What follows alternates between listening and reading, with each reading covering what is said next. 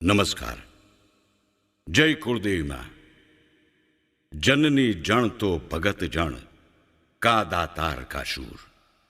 નહીતર રહેજે વાંજણી, પણ મત ગુમાવીશ નૂર.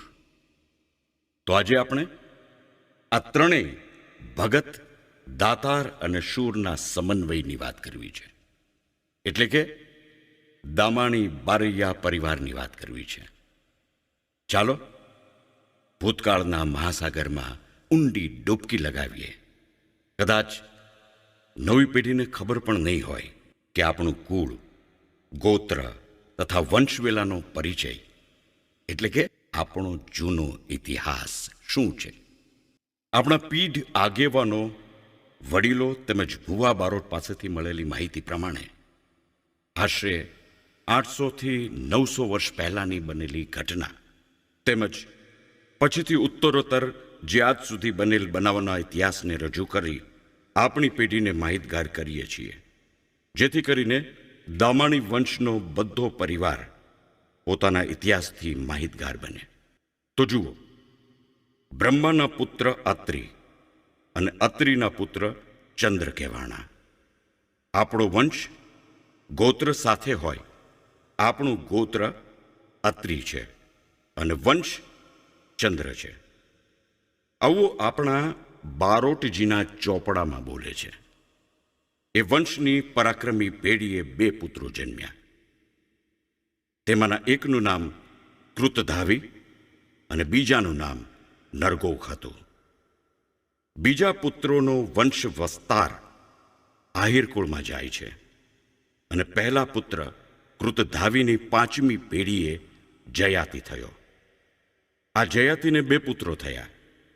પહેલો પુત્ર જદુ અને બીજાનું નામ કુરુ હતું.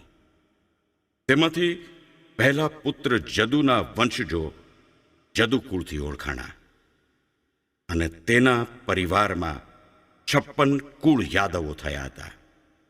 આપણે આ વંશજોમાં હોવાથી આપણું કુળ યદુકુળ કહેવાનું. બીજું, કુરુવંશમાં 5 પાંડવો અને 100 કૌરવો થયા.